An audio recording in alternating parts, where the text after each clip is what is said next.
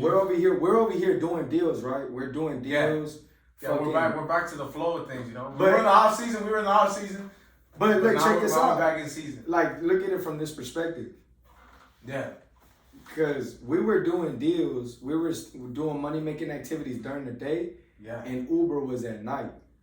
And yeah, we could have done a whole lot of shit. You know, we could have do a whole lot of shit at night, but we knew we had to keep the machine running at night. Exactly. But I know Uber, honestly, bro. To be honest, Uber feels like you're in a video game and shit. You like picking people up and you feel like you're in GTA. Like GTA is in LA. You're LA, you pick up, somebody gets in the car, they're like, oh man, let's go. I just robbed this bank. Like, that's how it be. Feels like a real life. You literally met some crazy ass motherfuckers in Uber? I met some people that were loud. Like they were just like screaming in the car. They were drunk. One girl almost threw up. Most of the time in your whip? Yeah, almost. It wasn't even my whip. It was a rental, which was a good thing. But I think most of the time it was like drunk girls going to the club, people like kind of from the airport. But I know you had like some more severe cases, especially like in downtown LA. Well, bro, to keep it a band, well, one of the craziest shit I met a whole different type of people. The way I saw Uber was like a fucking networking machine. Cause you talk to I met a lot of people. Yeah. Fucking, I met all different types of walk of life. Mm-hmm. From tycoons to fucking pretty women to fucking weird motherfuckers. Yeah, that sounds pretty accurate. One time I picked up a dude and he was like a gas station clerk or something like that. And then he was just like, bust around the go. So I would talk to him, hey, how's everything going with you, man? He would be like, go. Like he was like talking like all like super rapid fast. I didn't understand what he was saying. And then he was just like stale, like frozen. Like not a word, not breathe, nothing. And then he would like start spinning rounds again. Then I dropped the mic. I guess he worked at the gas station. What the fuck? And then I met a guy that I guess he runs like a marketing agency in Europe that manages over like $500 million in ad spend for companies, local companies. Damn. So it's like you meet everyone from A to Z. You get a shitload of value from what I thought from that is like you're sharing people's perspective. Like you literally get a different type of perspective. It's patience too, because sometimes they be having some. I'll be honest, they be saying some dumb shit in the car in the back. They be having some bullshit ass conversation. There's just my mind's getting numb, and I'm like, this is patience, this is character building right here. You just gotta can't say nothing, and then like sometimes it'd be a 10-mile ride, and you just sitting there just taking. Bro, real shit. There be times where it's like, I had egotistical motherfuckers hop in the car. I had motherfuckers that get intimidated. Yeah. There was literally a time where I literally had a person that like literally was more on she was a leftist. Yeah. On the Democratic side. Mm-hmm.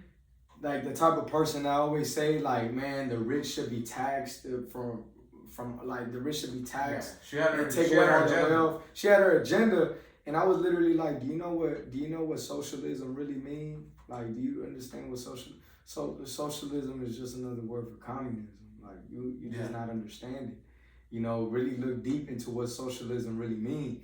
And she was just like, she really stood quiet. Well, it's a big thing because you see it in business, you see it in different industries, right? Someone's always a leftist or on the right side. Somebody always is. We see the same thing with the insurance and real estate industry. The most massive thing, like all these guys that are making good money, doing their thing and fucking billionaires in real estate. Yeah, billionaires in real estate. And you notice like a lot of those billionaires, they don't really talk down on other industries.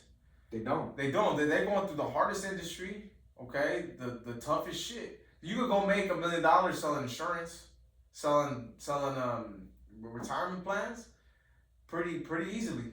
I mean, you're gonna need some skills. You're gonna need some closing skills, some communication skills. But put $1 million in real estate and $1 million in insurance side by side, and the intensity level is like at 120, and then insurance probably like at 55%. That's a fact. You both making the $1 million, but like over here, That's a fact. it's fucking double double endurance. But the thing about real estate is, I mean, like just think about like in the 1800s, who had more power, the motherfuckers holding the gold or the landowner? Motherfuckers holding the gold. So I mean, you just gotta. That's the way I see it. Because my barber, he's always like, where history repeats itself. History always repeats itself.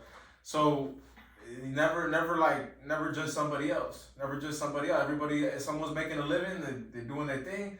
Don't it don't make sense to go knock another industry because. And I see that. I literally see real estate and insurance hand in hand. Yeah. I see the one thing I have a problem with the insurance industry is just they knock real estate because they trying to get people from real estate that are not built for real estate into the insurance.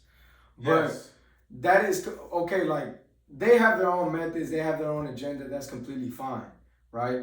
But the real players, the real tycoons, the motherfuckers that are making real money in real estate, they honestly, like, if they see the people living out the game, they're just like, hey, you know what? You living out the game, leave the game. That ain't no problem. More properties for us. Let's keep it a band. That's how they're thinking. Well, I mean, I haven't really, to be honest with you, at all the networking events, all the time I talk to like these really high level people that got a couple hundred M's or even $1 billion in real estate. I never once hear a negative thing come out their mouth. They never discourage in any industry or person, nothing. Yeah. So it's like a sign of immaturity. It's a sign of immaturity when someone goes out of their way to, with real estate this or with insurance that or with logistics that. It's a sign of immaturity because the whole world goes round with every one of these power industries. That's why it's hand in hand. Like you need insurance to get you need home insurance. Yeah. Like you need property. Yeah, without property you can't. What are you gonna insure? Exactly. Fire. If something happens with fire damage property, insurance gonna cover that. Exactly. So it's like. Honestly, we support people in the insurance industry, but the insurance industry doesn't support people. And a lot of things, and then you hear like it's a consumer's mindset. Yeah, and then you go to closed-minded real estate companies, and then when they hear about because insurance companies are like one of the most popular ones to have the multi-level marketing platform, and the way we see it because. We're inside a business. We're literally like, think about it. A business is literally a property. Like we go like when it's a fresh thing, when it's a fresh business, we go in there, we set the foundation, set the layers, get the banking accounts, get the marketing account, get all the proper departments in place. That's a new build. That's just nice. Yeah. But say like how Alex Harmazi, his acquisitions.com takes over portfolials, like destroyed businesses, distressed businesses. He's rebuilding. He gets the business, goes in there, guts it out, gets all the accounting straight. Is no different than a flip. No different than flipping a property. So when you started Elite Caliber, and you and your team started Elite Caliber, and me and my team started AMG, it was a new build, right? But then shit's gonna hit the fan, like. You're gonna mess up in some stuff. You always have to. But then you recalibrate. You go in there, boom, like start replacing some sheets, or start replacing some, like the foundation's a little off. Okay, like make this a little bit. We can improve here. We can update this. It's kind of the same thing, It's like a business, a property. You're not gonna rehab it all like that in one hit. A business, same thing. It might take a few weeks, few months. Sometimes even a few years if you really fuck up on something. And what do you feel like? What do you feel like people that wanting to start those industries, no matter if it's real estate or insurance, logistics, solar, data, building a software, like what do you see? What do you see like the people that have most trouble on? Because they start a business, but they don't. A lot of times they don't really have the clarity to keep going on. So why do you think they keep hopping from one to other? Yeah. So I think what I'm seeing is I was even talking to one of our former associates. Ashley. I don't know if you remember Ashley. So big thing that I see is like when someone's starting, like you can't just expect them to be good at sales or a salesperson in one of these heavy duty industries.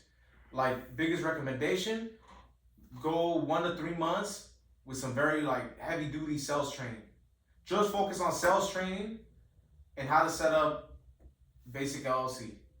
And then after those 1 to 3 months, now you got some actual reps in, then go in there and actually start running your company. Yeah. When you just go in there straight off the gate with no experience, you can't be successful.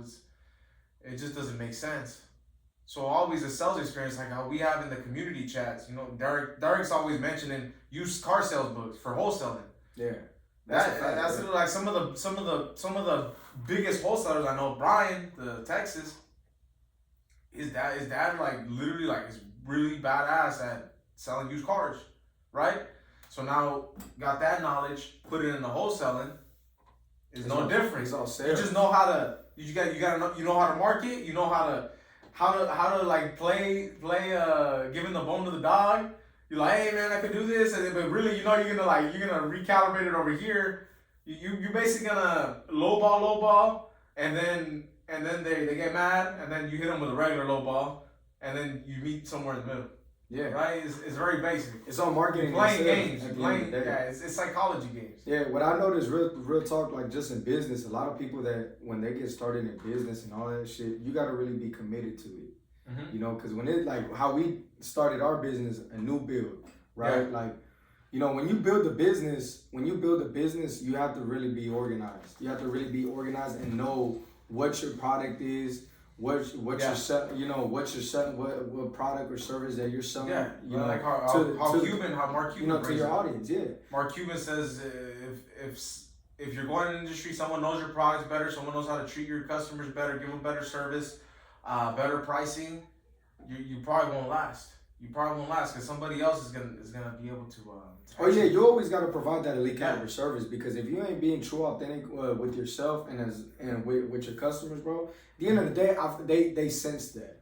Like I feel like when you're standing in front of somebody or you talking in front of somebody and you actually providing them that true authentic service, yeah, being that elite caliber individual, how I like to always say, at the end of the day, bro, like you're building rapport. You're literally becoming like you building a trust with that person. Like you're just giving them value at the end of the day. Like you ain't really trying to sell them on shit. You know, they're really buying into you. They're buying into you, your trust, and your experience. Bro, honestly, if you could come into you could come into real estate, you could come into insurance. It doesn't matter. You know, any sales. Yeah. You don't even, as long as you fucking have the confidence, bro, you'll fucking dominate. Cause the confidence just you're selling the confidence. You're selling the confidence. You're selling the vision. That's literally what it is. I mean, because think about it, real estate, insurance, like shit. If we sit in here at the desk and shit, we talk about real estate insurance, we can't even see it. So you know, if we have a new team member, or you know, if it's somebody in our case, you know, we got our new bills, we got our company going, so we're dealing with new team members, right? Yeah. But if it's a new person, they're just dealing with themselves, right? So the biggest things I learned, the biggest thing I learned the last few months is just really mindset. How we were talking about before when we started the podcast.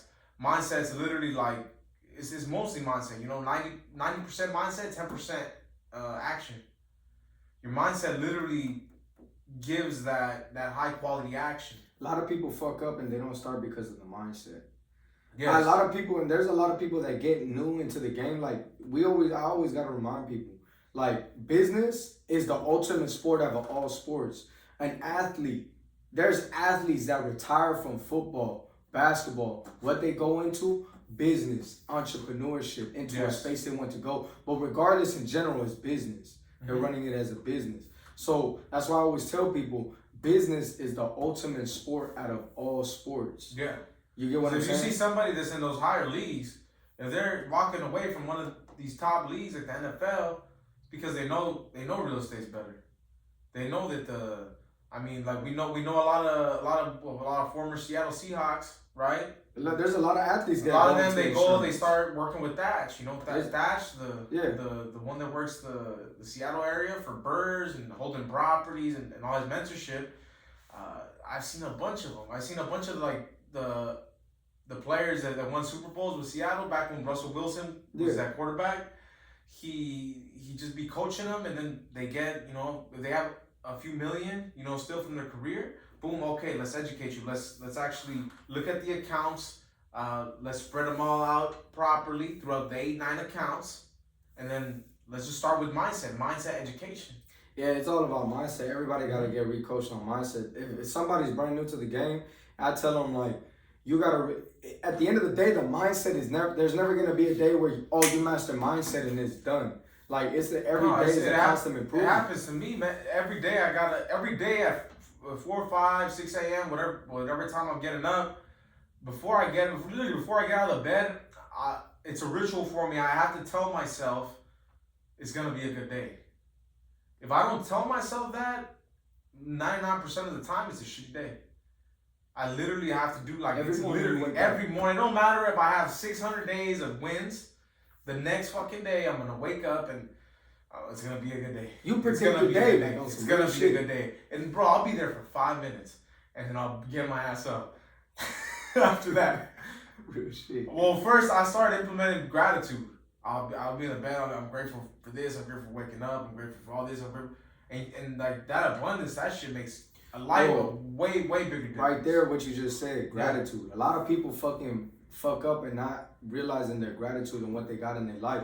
Cause I speak this shit a lot, man. Cause once you're grateful, you tap into the infinite storehouse of intelligence and abundance. Yeah. So I tell people, be grateful for what you have. Be grateful that you're alive. Be grateful that you have breath and blood flowing through your body.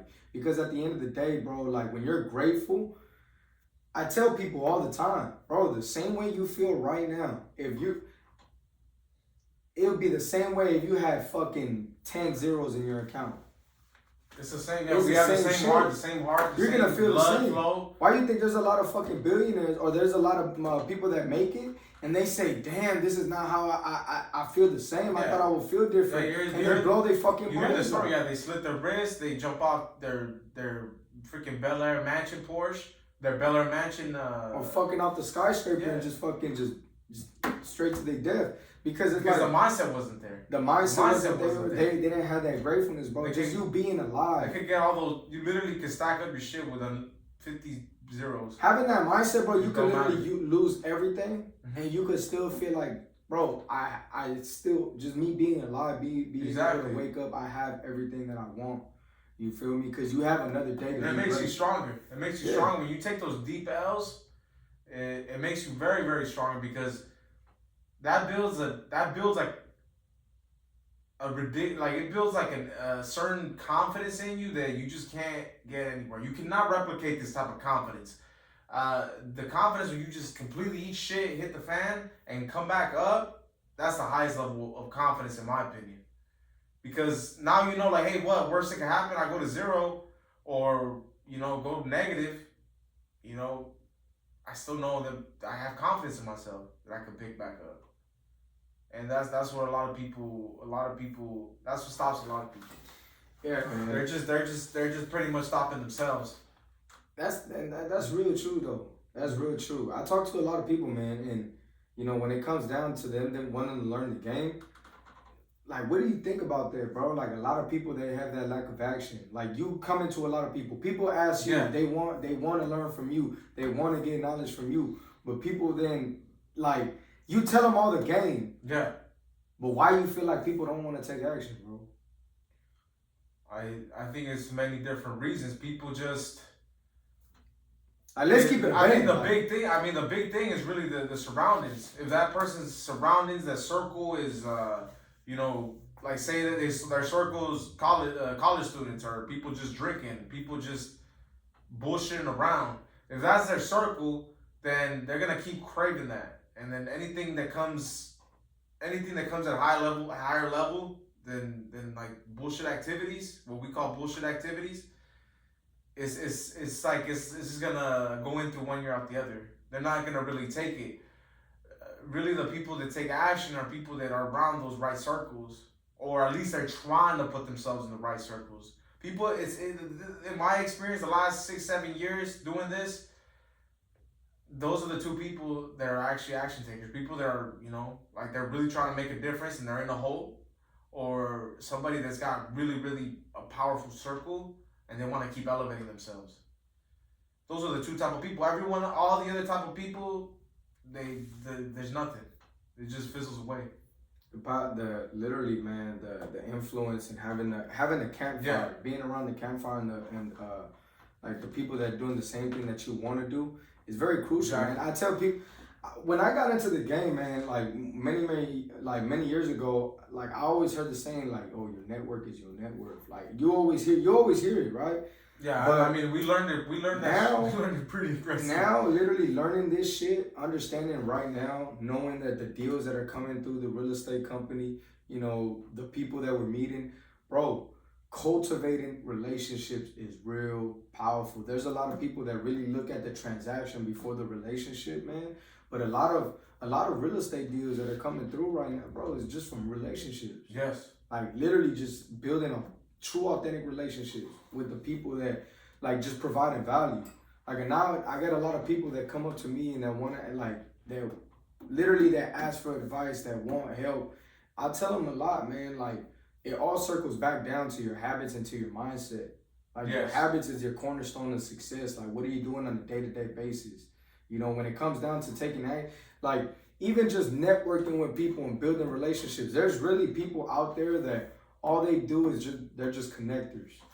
Like literally they just connect with people and anybody asking for help, they just connect them with this person. Yeah. They just connect. They broker everything. They broker everything. That's the game. I mean, they're just a power broker, basically. You could call them that too. They're just literally just connect. They're just connected, right? And there's people that just cultivate power relationships and doing that. There's like I've seen that they just have a CRM just of relationships, just of them connecting people. That's freaking awesome. Man. Like you know what I'm saying?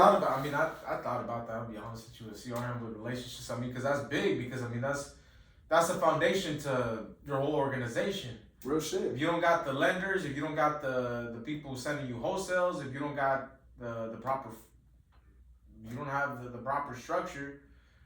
There's nothing going on. It's just like you really. It's a big ecosystem. Like there's the one thing, man.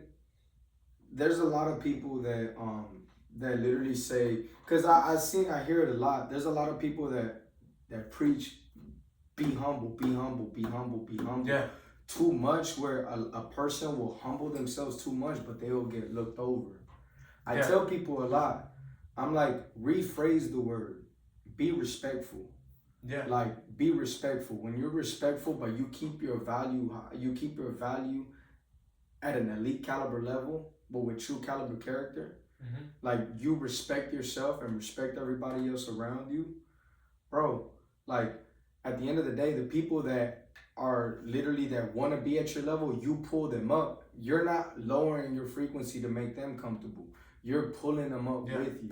Yeah, you're not changing this. And that all goes back to thermostat. You're putting the fire. That all goes back to the people that you surround yourself with, man. Because you think if we're hanging around with 5 billionaires right now, and we want to be in their position in life, you think they're gonna fucking lower their frequency or lower their standards to make us? If our frequency's not there, they're gonna get connected. They're gonna start a project. We're gonna start a project. They're gonna start a project. They're gonna raise another billion. That's what I'm saying. That's all that's gonna happen. It's like whatever their mindset at, we're just around them. We're hearing the way they think. We're hearing the way they talk, and it's like these are the conversations that they have. Well, it's no difference. It's a different perspective. It's just simplifying it, right? It's like, where do I want to be? What kind of lifestyle do I want? And then, okay, let's go find those people. Like literally, like we're in Van Nuys, California, right? Shit, the heart of the fucking valley. Bro, when I was 21, down the street is AGX. If you go on YouTube and you look like at car videos like Daily Driven Exotics, like Royalty Exotics.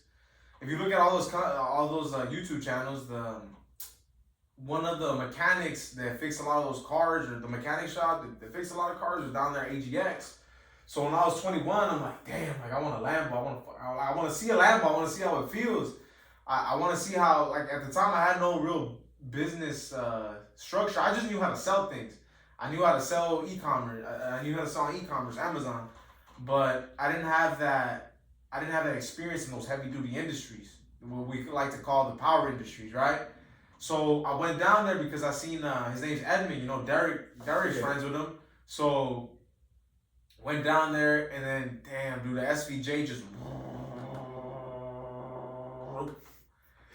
like it was like this. I was like this cherry orange, bro. Cherry orange, leather interior, like a beige leather interior. The exhaust was just like when they were revving it was like boom, boom. It's like flames coming out this shit. The Gianti kit, and I was like, damn, like how is this real? Like, but in my head, I knew the basic fundamentals. If I want to get to the Lambo, like, let me go see the guys working on the Lambos. Like, how did they get the Lambo? And so when they started talking to him, built a rapport with him. I was 21. You was 21. I was 21, so I became friends with him and everyone. The owner, Mike, he was cool, man. He let me like sit in the cars. Let me check out all the inventory. He was telling me he told me how complicated a freaking Huracan engine is. And shit is it's not fun, man. He's like, that car's been here for 5 weeks. We can't figure it out. And so when you're buying a Lamborghini, it's all fun and games. But trust me, when some shit breaks, you're gonna pay the price, and it's gonna take a while to fix it because some parts are not easily accessible. He was telling me during COVID, it was taking like 2-3 months to get some exotic car parts. Real shit, man. Like what? When did that fucking entrepreneur? But I know you told me this story before, but like from the beginning, before even high school, when you like dude, it started in like that entrepreneur. Started when I was like 10. Really when I was 10 years old, I believe I was in 5th grade, elementary, and then I saw this other chick. She actually had the same last name as me. I think her name was Zoe Gomez, because I'm Antonio Gomez. It was like Zoe Gomez, something like that. So then I seen this chick. I'm like, she got the same last name. She started selling all this food. She would go down to the Vallarta, I think, the Vallarta or Costco, local Costco, and then she would like stack up on all this Lucas candy. Have you ever seen that Lucas Tamarindo? Yeah. She would buy freaking, the one where you would like have to like squeeze and then you just eat the freaking liquid. So she would buy a shit ton of them, and then she would just pull up 50 cents a pop. And then at the time I was trying to raise capital to buy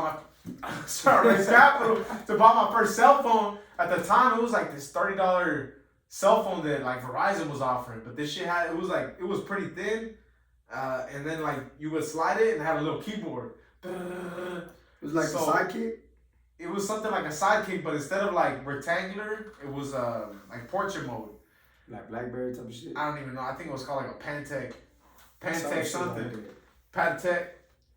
So. I think the price tag, bro, this just shows you inflation. You could buy a phone back then, I think it was $29.99. That's what Verizon was offering. And at the time, $29.99, when I was 10 years old, that shit was like $1 million. So so I started wholesaling the Lucas, wholesaling the 50-cent Doritos.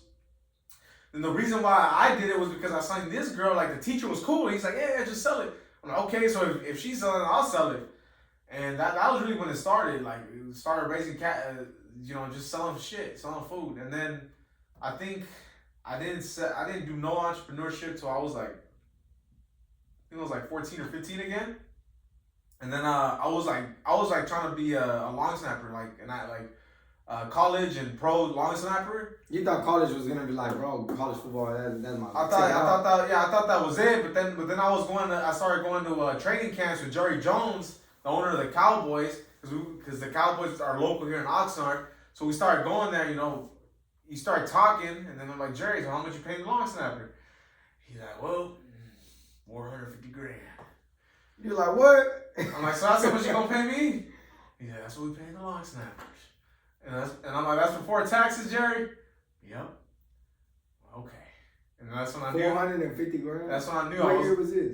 This is when I was like in high school. It was like 2016, 2017. $450,000. And that's when I started like really like looking at the power industries. I didn't get into a power industry till 2 years after high school, but I was kind of looking at like people were getting the big stigma in my head was people go to the NFL, make millions, and fucking blow it. And there's no financial literacy. In my head, so I was just trying to think sharper. Like I truly believe if I wanted to, I literally could have went and been a pro snapper. But I literally knew what it was. I'm like, okay, Jerry's gonna pay me $450, probably $350 after taxes. That's cool, but I know I can do better. And so where I messed up was that I worked at Home Depot. I mean, bless Home Depot. You know, I worked there from 18 to 20, but I wasted a lot of time doing that. But I started thinking about like real estate when I was 18. I didn't actually make any action till 20. So that goes to show, you know, I take a massive amount of action, and I still had a 2 year out where I was like, oh, just let me just keep working. Let me keep working. So the longer you wait for that gap to get bigger, if you're just waiting at your W-2, Yeah.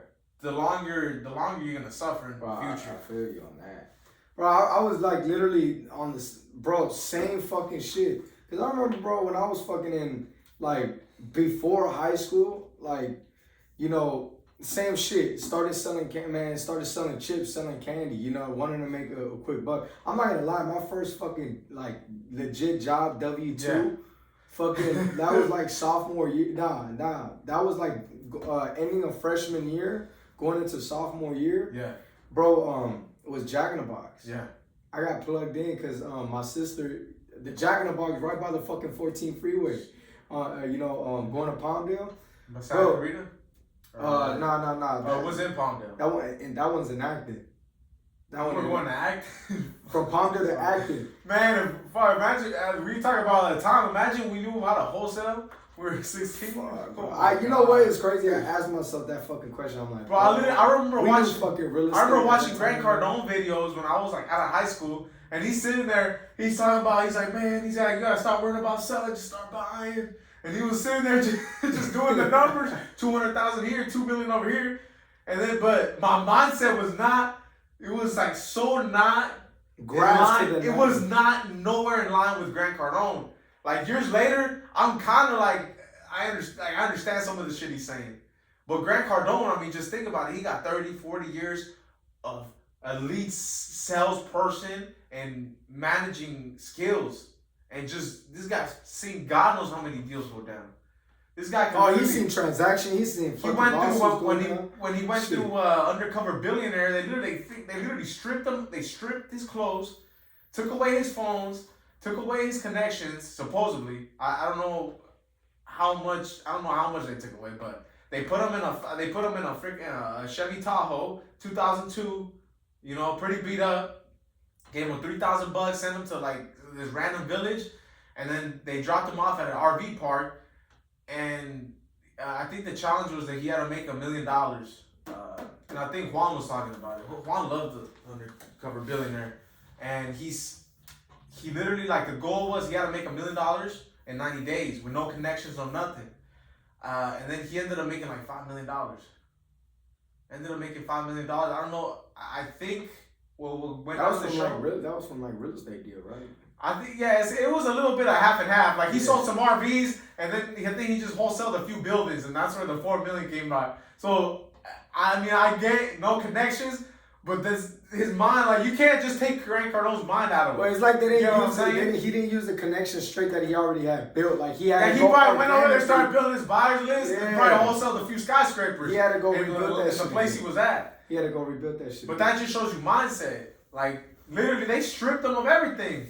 But his brain got that mindset to just, and that's why I tell people too, man, like, on some real shit, what we know now, literally what we know now, and going into the game, and literally learning all this shit, bro, somebody that's in fucking high school, we could tell them that they literally have the entrepreneur blood flowing in them. They can literally take that information and make millions. By the time they're 24, 25, bro, they're already fucking set. Yeah, by the time their friends are graduating from college. Bro, we had to go through all them fucking learning curves and all that shit. Bro, so I give it on here. What I love about this channel, we cut in the curve for everybody. Yeah, that's the whole point. If it's your first day, your first month, your first year, 2, 3, 4 years in the business, we're cutting some sort of learning curve. And yeah, you got to. You know, I mean, that's the way it should be. I mean, more people should open up channels. Everyone open up a channel, everyone would shorten the learning curve. Everyone could get to their goal sooner. And one thing too, man, I gotta tell people this, bro. Like, you gotta understand that don't expect, have that aggressive urgency. Like, have that, but, aggressive patience. Have that aggressive patience. Understand that put in the necessary work that you got to do every day to actually get to where you want to go. And look, and when you're starting your business, when you start whatever company you're building, real estate company, whatever company, right? Always analyze what every 30 minutes of your day, are you doing money making activities or are you doing bullshit activities? Yeah. Like, are you aligned with liability habits? You could have a little... Are you aligned with money making habits, like, or growth habits? Because, man, like, honestly, I had to fucking learn through a lot of shit through my first business that I went bankrupt on. Bro, that whole trucking industry made me master pressure and patience. Like, I had to sit alone with myself and really analyze, like, what I really wanted. Bro, like, I literally went through the whole business, like, all businesses across the board, wanting to build a proper foundation. Because I already knew I wanted to build multiple businesses.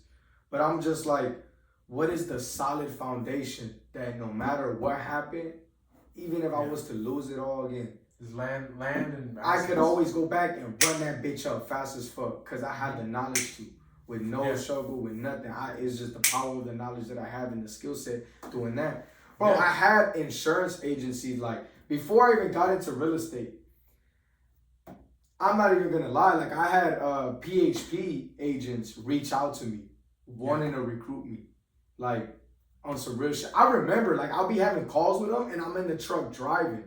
I'm in the big ass rig driving, picking up a load, and they were explaining to me the whole, Patrick Bet-David, and I was like, this is his YouTube channel. That's when I first found out about Patrick Bet-David, like, on some real shit. Yeah, they'd be leveraging Patrick. Yeah. They'd be leveraging Patrick to get you to get the license on. Yeah, so they'd be like, oh yeah, and then I was just like, they did the same thing to me, man, because I was I think it was during COVID. During COVID is when everyone was out there recruiting during COVID. Bro, because everyone was out of jobs.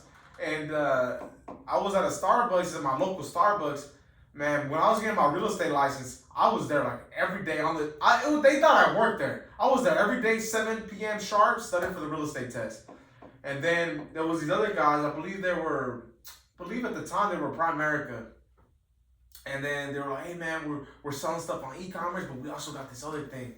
And the thing that I think is kind of a little off is like when they talking about the opportunity, right?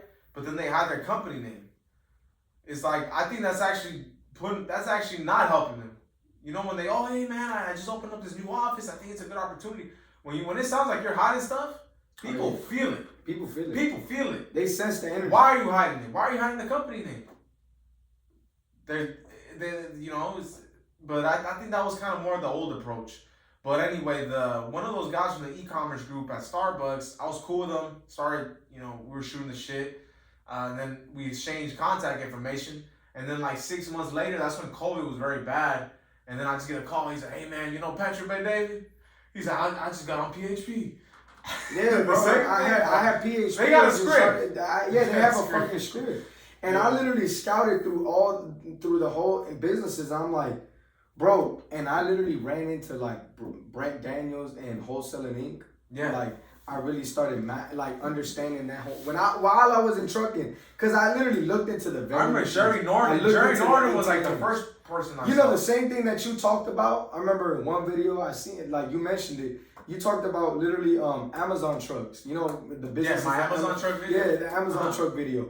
I thought about that shit too, but I'm looking at it. Because I was just like, bro, I'm already in a power business. Like, I'm already in logistics. Yeah. But I'm driving as an owner-operator. And to be real, I was killing my health at the same time. So I knew, I'm like, I don't want to be driving and killing myself long-term. There's got to be a better way. And you were stuck in the self-employment. Like you were stuck in that quadrant. You were stuck in that. Yeah. And literally, so when I literally found out about real estate disruptors, found out about Wholesaling Inc., and I was just like, damn, bro. So I'm like, real estate makes sense. And then I'm hearing about this wholesaling. I found Pace Morby through real estate disruptors, through Steve Train. Understanding, really bro. started- Understanding that shit, bro. That's where I was. Well, just Steve like, Train. Well, that's where I started to get it going. I didn't honestly. I didn't really see. Well, Pace wasn't really running ads 4 years ago because I remember it was mainly King Kane, Brent Daniels, and Bro, that shit. it's that one guy. The one guy that says "tore up from the floor." I think. There was a lot of. There was a couple. There was Yeah. They were the power guys. Jerry Norton, bro. Jerry Norton. He was the OG in that bitch. Yeah, he was awesome. He was the OG in that shit. I'm not gonna lie. Jerry Norton. That's the one that he like literally like ran to a cross and then next thing you know and started doing more. And then found out wholesaling Inc. Found Steve Train and Jerry Norton. Jerry Norton, Brent Daniels, Steve Train, and then Flip with Rick came out like 2 years ago. I didn't Flip with Rick was recent because I remember what's it, Rick's son? What's his name? Zach. Zach was his name. So I remember Zach actually put out the first video, made 50,000 on the wholesale, and I remember I started like tuning in after that, and then boom, that channel just blew up, man. So. I think Flip with Rick got a lot of game, man, especially when it comes to the AI stuff.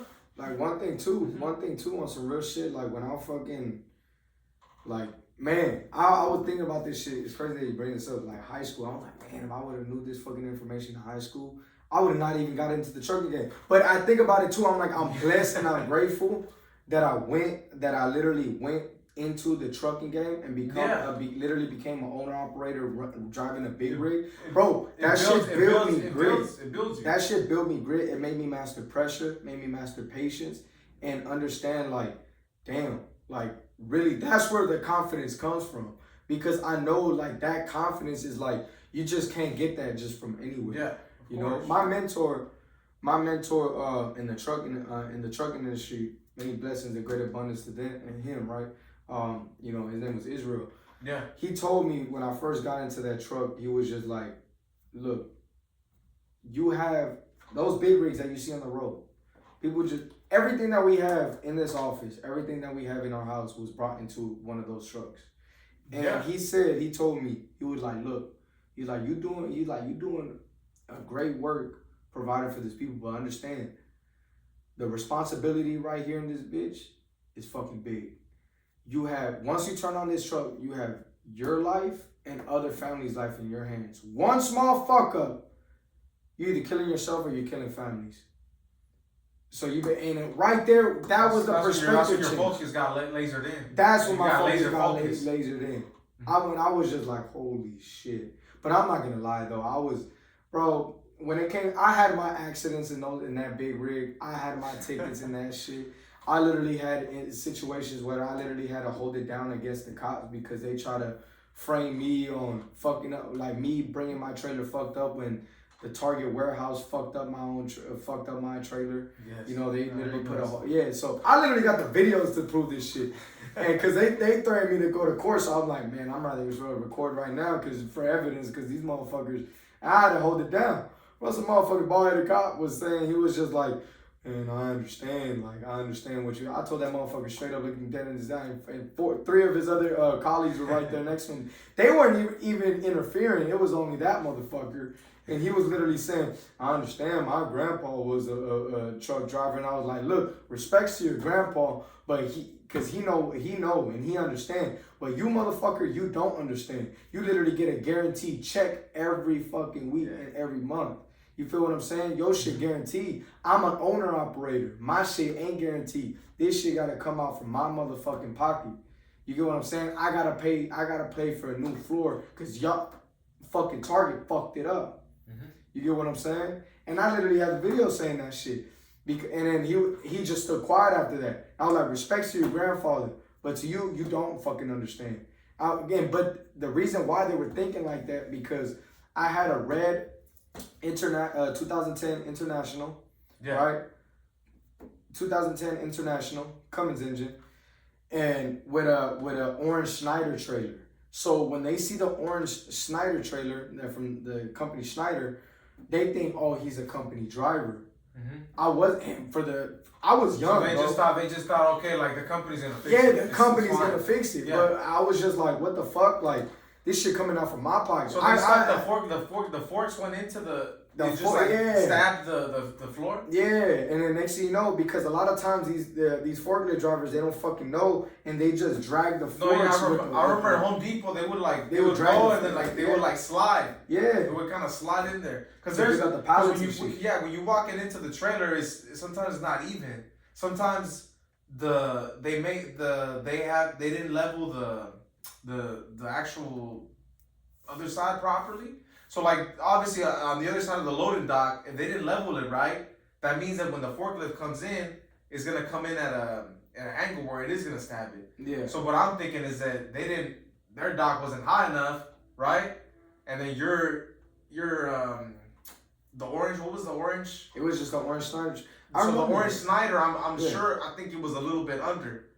Now that shit was it was a little bit over or under, and when the forklift came in, it just pierced the floor. When you have a brand new trailer and with a brand new floor, that shit was clean. I remember when my mentor, he got a brand new trailer and he let me he was like, hey, go take it out for loads, because he was like, I just got a new trailer, go pick it up from the dealer and go pick up some loads in it. Mm-hmm. My trailer was over there in the yard. Bro, when I picked up that trailer, I swear, brand new, it was a Hyundai trailer, brand new ass walls, bro. Brand new ass floorboards. Bro, that shit felt like a basketball court inside a fucking like a trailer. Well, real shit. You brand new ass. You should have put some cameras in your setup. Put like 2 night vision cameras or like some cameras going in. Now I'm gonna get back into that business, but it's just as a business owner, working on the business as a business owner. Because honestly, I noticed me being a driver, bro. Me being a driver, I went through my darkest times in that shit. I literally seen all of California being in that fucking truck. Best time of my life, but the darkest time of my life. Real shit. I'm so faith-based driven because on some real shit, bro, I've literally seen death and I escaped situations where I wouldn't be talking to you right now. So it's like, that's why I always thank God and always have that gratefulness, bro, because being in that truck, bro, it literally made me be with myself. It made me master myself. Yes, the devil had situations where he tried to present contracts, trying to literally sacrifice my morals and values over fucking $1. And I wasn't with that shit. Yeah. And I went through that. And then, so going all that through that business, bro, like literally getting hard, like, man, being with the love, the woman that I loved, and then, bro, and honestly, when you over here love a woman, but you over there truck driving, and you over here focus on the bag, but this woman want attention, and you already know that's not a good mix, right? You know something's gonna go down. You know what I'm saying? You already know some shit gonna go down. But on some real shit, one has to go through that, and you gotta be alone. I feel like a lot of people, when it comes down to being on the journey, no matter if it's just an entrepreneurship, understand and master and enjoy your own energy being alone. Not being alone as in loneliness, but have the enjoyment of enjoying your own energy. Like, man, it feels fun. Like, just enjoying my own energy, being around. Like, being happy, like imagine like just you just in your office and just you in peace. Like, you're just in a flow state, just working. Yeah. You're just nobody interrupting you and all that. Like, it gets to that time. And you know, there's times where there's times where you want to be, you're an extrovert and you're connecting with people. You love being in enjoyment with people, and then there's times where it's like, man, you gotta kind of calculate. Like, you let the time for yourself. You gotta downshift a little bit. Yeah. When you're just out there networking all the time, your levels of your lumens of energy are gonna go down. Yeah. So you're gonna go down. When you master patience, when you master being alone, you master really, bro. You master like. There was times when I was in that truck, bro, where I was in debt, bro. I was literally going bankrupt in that business because I got money stolen from me. Literally, my truck was breaking down where literally I was bro, credit cards were literally keeping that truck running, bro. Not even liquid cash, just debt, just keeping that truck running. But bro, I knew, like, here's the thing. That's why Amazon be charging so much for that shit. Like, I knew why it was happening. I never questioned why. I just knew why it was happening. And you know the biggest things for me when I'm facing adversity, even when I was in high school, I was involved in like sports, a lot of extracurricular activities. And at the time, even from 16 to 17, I was running e-com stores. So I would get up 6 a.m. workouts, go through school 7 to 3, then practice. We got 3:30 to 6:30, 3:30 to 7. Then after, I would go run the e-commerce stores and do my homework if I had the chance. So even like I was actually building that grit and that mindset from 16, 17, you know, like on some real shit, because in my head, whenever I felt like overwhelmed, I was like, you know what? Like I can take this. If someone's gonna take this, I can take this. If someone's gonna take this, I can take it. And it was just in my mind. It was like my subconscious would be telling me, you can handle this shit. What positions you played in football? I was a tight end, lineman, and long snapper. But like I mentioned, there's a lot of competition when it comes to linemen and you know, when you play that football, it's all lineman and tight end. There's a lot of fucking elite players in the country. But my mentor in coaching, he's like, look, you wanna be like competing with all these motherfuckers, or look at how much competition there are with long snappers. So that's why I poured in a lot into education, into training, into long snapping, because we knew that it was a lower competition, and it was pretty much guaranteed scholarship. Bro, that was the same shit. You know what's crazy that you bring up long snapping? Cause I played wide receiver, DB, and I played kicker. Cause I had a fucking. And they told you kicker will get you a scholarship. They were like, bro, I would fucking boot that fucking ball all the way like through the uprights on a kickoff, son. Like on some real shit. I would boot that motherfucker. Yeah. Yeah, that fucking soccer leg. I remember that it was always a soccer kid. I was recruited to be the kicker. Yeah, because I played soccer when I was young, bro, and I was fucking. Because here's the thing, I never grew up in a Beaver Cleaver family, but my parents, the way how they always kept me out of trouble, they kept me in sports. Yeah, I remember. So they always they put me, like my dad, he loved soccer. I mean, I still watch soccer with him to this day. I love my pops, you know. You get what I'm saying? So he put me in soccer because he loved it, and it built that competition. Like he put me in club soccer, bro. Fuck. He was saying when I was a fucking toddler, and he would take me to his games, like literally this fucking size 5 soccer ball. I remember the leather ones, bro. The top-notch balls. Bro, straight up, those were heavy, and I used to be kicking that motherfucker all the fucking time. You were used to that heavyweight ball. Yeah, I was used to that heavyweight, and getting older, I would just blasting that bitch. Now that you're talking about this, coming up to all the way now, like literally through high school and all that, bro. There was coaches telling me, bro, kicker is literally going. No, yeah, my coach, because he played for UCLA. My coach, he's a big motherfucker. Like he was a D lineman, like right there, front lines, UCLA, fucking Saturday night, and he played the same years where Maurice Jones-Drew was running back. I don't know if you know Maurice Jones-Drew. Yeah. He played for the Jags, and I think he played for another team. He literally told us, like we were watching film. He's like there was a practice where Maurice Jones came up the middle, and I laid his ass out, and they thought he died. Oh shit! They thought he died. He wasn't getting up, and I was like, "Come on, let's get up, let's get up, let's get up." He was out for the season. Everyone was blaming me. He laid his ass out. Yeah, he was out cold. I think he was out for the whole season. He laid practice. Yeah, my coach was like fucking 450, son. Could bench like 700. Laid his ass out, son. Oh shit. And he would have a conversation with me, because I mean I wasn't the most elite tight end or the most elite lineman, but he knew I was an elite fucking long snapper, because I had 4 years of like some badass training. I went to it was called Rubio's long snapping training. I showed you the film, right, where they give you like your camp number and all that shit, and they rank you.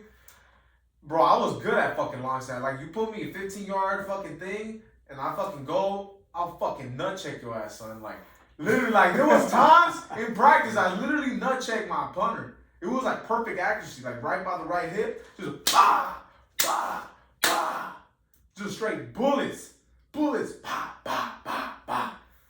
So it's like a craft to long snapping. Like people don't see it, and the reason why cause there was this fine girl that was in my class when I was 10th grade. And she see me slanging all these chips, like selling all these chips, all these Dr. Peppers and all this shit. And she's like, why are you selling so much food? I'm like, I'm trying to get a long snap in there. They're like $400 and I'm trying to raise capital. And then she's like, oh, that's cool and shit. And then it just pumped me up. I'm like, shit, like now I really gotta do it. Gotta get this fucking net. And then I went all in on that shit.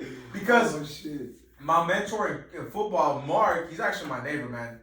To this day? Awesome, yeah, bro. Awesome dude, man. Like super cool. To this guy. day? Yeah, to this day, man. Like he took me out to all the camps, did everything possible. And well, his son was actually a punter, so that's why it was such a good duo, because we would practice, snap to him, he's a punter. But he, this guy he gave me so much like game for free, man. Never charged, never did anything. He was just out of his good heart. And there was a lot of different variables why he told me just focus on long snapping, because he's like, look, over here long snapping, you're not really getting injured, which means you don't gotta deal with all the injuries, you don't gotta deal with the competition, and he's like, you can focus more on school and getting your bread up. So there was a lot of different variables to why we were kind of going that angle. So what was the kind of principles that you kind of learned from? Because I know I learned some principles in football and sports. Shit, I learned. Yeah, I know you learned. I learned fucking hardcore discipline, son. Somebody fucks up, gets to practice late. That means everybody fucking paying that price tag. Doing 100 yards. I remember it was like 120 outside. We were full pads, and I was dehydrated as a motherfucker. And then like the quarterback, the quarterback out there late, and they're like, get on the fucking sideline. And you just know, it's like you had a game a day or two ago, and your hamstrings are already shot, son. And they over here making you running up and down and shit. I remember the worst thing was snakes. Did you ever do snakes? Snakes is when you literally you start at the zero yard line, you go up, and then you get on the 5 yard line and you snake, and then you go another 5 yards and then you snake, you go another 5 yards and then you snake. And then you go another 5 yards. So it's basically like you hit a whole 300 yards, but you're like going in snakes. Oh, is it like you're going straight, as in like from you go so like this is 100 yards, right? Yeah. So you start at this, and then they put little cones every 5 yards. So you gotta go like this. You gotta run and then run up the side. Like you're basically running through the side of the 300 yards. Yeah. So five, bro. It took like motherfucking half an hour. Yeah. Because then I was ain't bad, and then by the time I hit the 40-yard line, you fucking coughing blood. You ever went to 7-on-7s? I went as a guest. I think because tight ends. You get some shots as the tight end, but I think that's more of a receiver and quarterback. Hey, right there, I ain't even finna lie. When you're literally playing 7-on-7s, high school ball, that shit competitive as fuck. I'm not gonna lie, that shit was fun. People get smacked the fuck up. That shit was fun as fuck. When you go 7-on-7s, like it's a hot day, bro. You going against other schools and it be competitive. But here's the thing, though, it's a lot of competitiveness and a lot of trash talking, but the real skill is when the pads come on. Yeah, and you know what? It's the same thing. The same shit that we saw in football is the same shit now we see in these power industries. The motherfuckers that really got down and were elite players, they were insane shit. They were just go up there, touchdown. Some of the most elite players I've seen in the NFL, they don't got a loudmouth. They just do their thing. And the same shit over here when we go to our power industry. Some of the biggest motherfuckers, they don't need somebody congratulating them. Oh, good job. No, they're doing their thing. They're at a high level. They don't need no type of recognition. They literally don't. They literally just fucking dominate their fucking craft every fucking day. Yeah, so you see the people trash talking, that means it's just a maturity. And like, look, if you literally discipline, like in fitness, or you discipline in literally just sports in general, you become the best at what you do in your sport. Honestly, you take that same discipline into business, bro. The ultimate sport out of all businesses, bro. You'll fucking dominate. It's just having that relentless. I compared it to because I ran into a lot of people that have like a military background.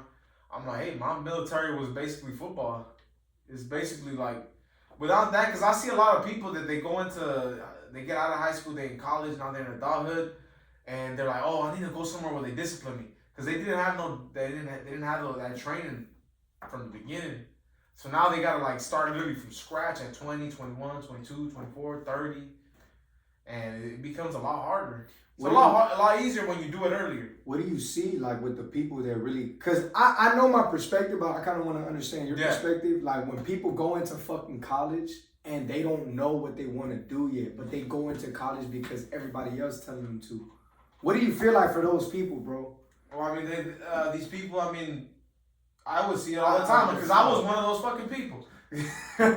So. The biggest thing you have to write down is like, hey, where do you want to be in 5 years, right? What kind of passions do you have? What do you like? Do you like working with people? Are you more to yourself? You know, you gotta really like have like a good 1 to 2 day conversation with yourself, and that's what I would tell people that are kind of unsure of what they want to do with college, because I mean everybody's got something they enjoy. Everybody's got something they want to do in their life. So just make sure it's something you have a passion for. You know, I mean, not everybody wants to make money. Some people want to make a lot of money. Some people are happy doing a regular career.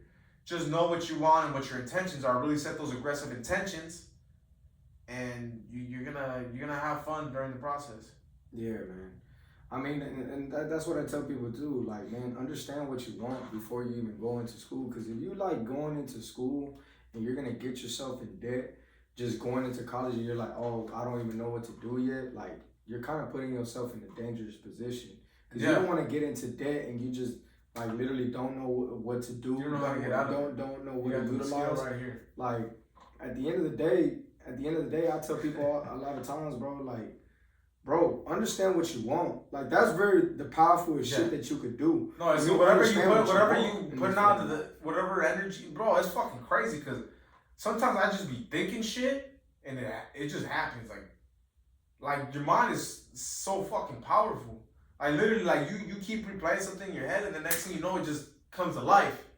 Like you're not even speaking it sometimes and this shit just happens. So if you're saying negative things, you're thinking about negative things, it's gonna happen. And you're thinking about whatever you're thinking about.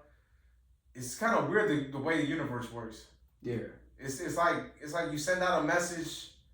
And then the request gets accepted or denied. Have you noticed that a lot, the people that really control this world, like the people that control this world, literally control the governments and everything like that, they understand the power of the mind, but at the end of the day, they don't want people to actually understand the power of their own mind. They don't want to tap into the full potential. They don't want to tap into the full potential.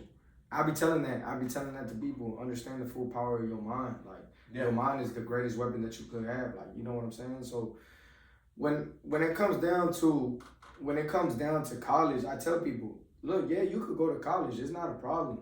But understand what you want to do and use college as a leverage to build a network. Yeah, it's a tool. It's a wrench. It's a wrench to get you. It's a wrench. Like, don't just think that the education is going to because a lot of times there's people that get this literally a bachelor's, a doctorate, but they don't do shit with it. And they're not, they're over here working at Chipotle or some shit. You know, so I say, if you're going to know what you're going to do, there's nobody mentoring them. And if you're going to know what you're going to do, at least utilize college and build a net.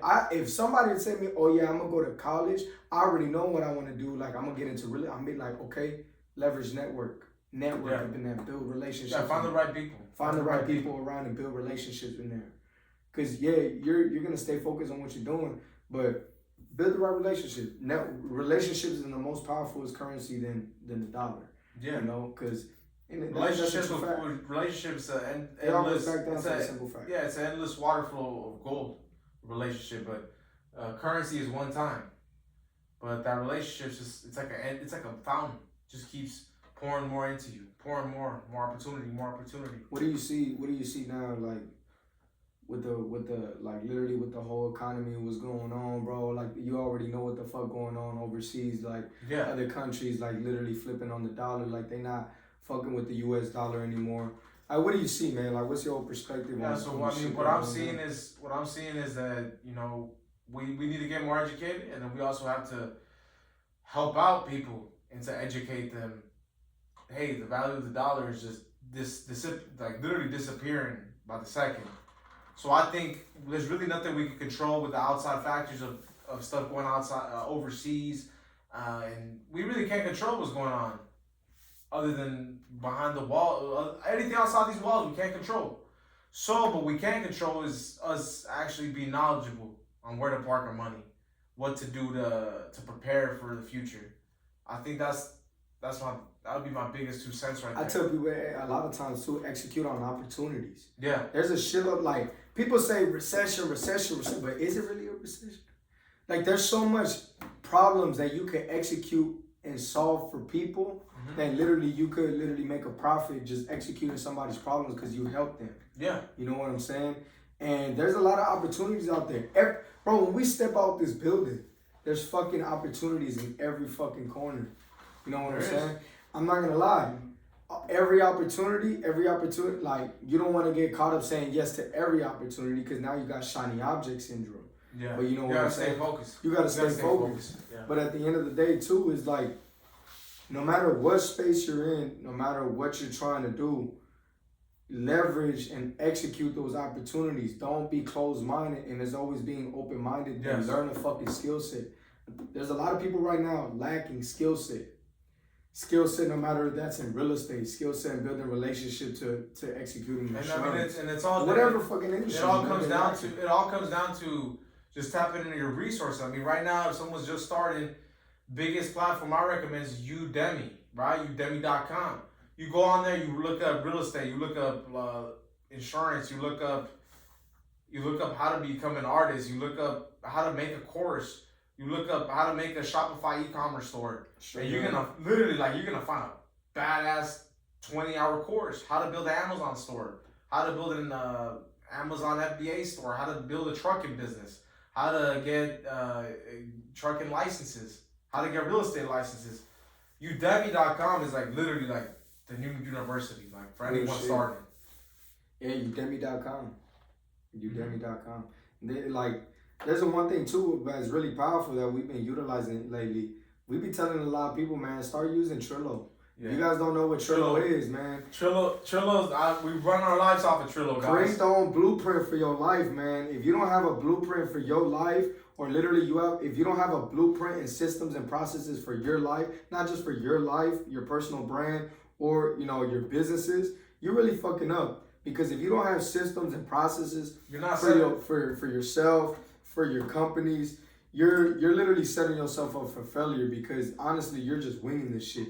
You think like literally you're gonna, oh man, like I'ma just shoot from the hip and I'ma see if I'm gonna hit that target. Like you think you're gonna hit your target? You gotta set intentions, and that took me many years to figure out. I got a Trello board for my schedule, got a Trello board for real estate, got a Trello board for finances, got a Trello board for taxes, got a Trello board for, man, I can't even remember how many. I got a Trello board for everything. I got a Trello board for health, AMG Health. Real shit. For every fucking company. Yeah. Real shit. Yeah, I mean, it makes me so, because I used to get anxiety before, like, oh shit, I'm missing something. I forgot to call this person. Boom, I just go to the Trello. Because here's the thing, I tell people a lot, like, some people be like, oh, I'm using Podio for my CRM. I'm like, look, yeah, you could use Trello as a CRM if you wanted to, but it's not only you could use it as a CRM. Some people use it for project and task management. Yeah. I use it to create my company blueprint from what my company's about, the core values and standards that it has, the literally what the financial structure, what LLCs does that company use, what is the company structure, what softwares and tools that the company use to fully operate, down to what departments are within that company. And literally all the way down from what the company is about from A to Z. So I could see my business on a God's eye view. And that's what I tell people. If you don't have a blueprint for your business systems and processes, and especially and even that blueprint, I recorded all the processes, the tools that I use in my companies, and I recorded it from my teams. So I have each department, they have their own department board in Trello. So if you're in the qualifying department, no matter in the marketing department, to acquisition or disposition of transactions, if you're in one of those departments, you have your own board that literally has right in front of you what the company's about. It always reminds you of your core values and standards. You give me what the company structure, what tools what tools and softwares that specific department uses to get their job done. What does this department, what are their tasks and priorities, what softwares that they specialize in, and literally what task, each explaining each task all the way down, breaking it down all the way down from A to Z. And also literally in that department board, it has their training videos, it has their phone call recordings. So literally, if they say, oh well, I literally don't know how to qualify a client or a pre-qualified lead. Well, they can always literally go back and literally see the training video all the way down from calling the lead, qualifying them, see if they're actually interested, no matter if it's in real estate, see if they're interested in selling, wanting to move forward with their property, so we can actually push them to the acquisitions, or if we keep them on the follow-up. And if they ask, oh, I don't know, go back and watch the video. The video literally breaks it down. It's a replicatable system. It's a replicatable system. You can plug in another team member, and it's gonna be the same thing. And it's the same thing with every department. So that is not for the real estate company only, but that's for all the other companies. So, and even for my personal life, just like you're saying, like literally, what are my goals and standards that I'm setting for the quarter and for the year? Literally, what do I have tasks set in place? My fucking bank account logins, my financials, like everything involved within my life, like it has to be on point within that Trello board, bro. Trello, man, fucking handle that shit. God bless Trello. Shout out Trello. We don't get paid to say that, but shout out Trello. That should be really putting in the work. One of the recruiters reach out to us, so we get some sort of affiliate link. I already referred like 100 people to the company. Man, you get what I'm saying? But it's powerful keeping everything organized, not just from building blueprints, but tasks, project management, just to keep your whole life in order. Yeah, Trello's amazing. Trello's a hell of a platform. One thing too, man, before we close this shit out, you and your entrepreneurship journey. Where has faith taken you in your entrepreneurship journey, building your businesses and your companies, bro? Well, I mean, I think several times faith got me through it, man. I mean, there was times where I went 6 months just running negative, just running on credit cards, just to keep the softwares, to keep the marketing running, to keep buying networking. I was buying networking and mindset tickets when I was negative 20 G's, 30 G's. I was still investing in myself. Every day I would just wake up like I just gotta go. I gotta get to the office. As long as I got to the office, it was a win. Get to the gym, get to the office, it's a win. Get to the gym, get to the office, it's a win. Stack them fucking wins. And I mean that's where faith would kick in. Like my parents, everyone around me say, hey, you're not making money and all this, but their mindset's capped to a certain frequency. So to them, when they don't see money or they don't see a result, okay, their frequency is very low. So that means that they have a very low ability to be able to withstand delayed gratification. The lower your frequency of discipline is, the lower your ability to wait for results is. The higher you rank up on motherfucking frequency, the more fucking thicker skin you build. That's a fact. The higher you get up there, the thicker skin, you're like, man, I'll wait fucking 5 years, I'll wait 10 years. Delayed gratification. Yeah, your delayed gratification gets fucking better. That's the one thing, bro. A lot of people don't have fucking that patience. It's a perishable skill. That all goes back to aggressive patience. Like, you're aggressive and doing in the constant work every day. Like, you're stacking up those daily wins. Once you're stacking up those daily wins, you're building fucking confidence. And building that confidence and literally having that system and process of those habits, bro, you fucking become unstoppable. You know what I'm saying? You become undeniable. And a lot of people see you're doing that aggressive every day, but you have that patience knowing that, hey, I know it's not going to happen overnight. Yes. Like, I know, real quick, I already know my answer, but do you believe in balance? I would say, I probably got a 95.5% balance right now. But I mean, when I was starting, it was like zero. It was like 100-0 balance. No, I didn't really have balance. I did not believe in balance for years. Now that my nephews and nieces are kind of getting bigger, it's like I give, throw some percentage to them. But I'm saying when it comes down to like hustle, I mean, you gotta be all in. I mean, you gotta really be like addicted to improving and getting your systems up. You gotta be really like hooked into it. Like, oh shit, I just learned this. I'm implementing this new product, this new software. This person taught me this. Like, it starts to becoming like a sport. It's literally like you're inside of a sport. And you gotta really be obsessed with it. You know what, bro? Cause like real shit. Cause I've been thinking, bro. I really say like fuck balance. Like honestly, it's not from a. I don't even know the difference between. I don't know the difference between a weekend and a weekday. Shit. You get me like that. Let me Saturday though. It's Saturday, but and I'm like, what the fuck you mean? I still feel the same way. You're still putting in the work. You're still doing the consistent. I'm actions. still up at fucking 4:30 or 5. Well, on Saturday, sometimes I'll be bullshitting getting up at 6, but it's still like, I'm up early. Like, telling my parents, like, hey, I gotta get up early tomorrow. They're like, why you gotta get up early tomorrow? I just gotta get up early tomorrow. They ain't shit going on, but that's still like, it's that constant discipline. I'm not gonna lie, a lot of people don't like it, but I tell other people that, like, the reason why we sit down together with Derek, with all these other tycoons, because I'm not even gonna lie, because I don't believe in balance. Like, honestly, like, I literally so focused on fucking just building, because I know that I have to do this for my family and for others. Yeah. I know that I have your to why's, do it for, your why's massive. Yeah, my why is massive, so I have to do it for others. Because you know why? And think about it like this. Why would I need balance, or why would I need balance from something? Like, why would I need to take a break from something that I love doing? Yeah. If I love it so much. Like if you love working on classic cars, you're gonna be working on fucking classic cars all day. Oh, fucking day. You love being a swimmer, you're gonna be in the pool all day. You love being a runner. So if you had a woman, right? Yeah. You have a woman, and you told her, "Baby, I need balance from you."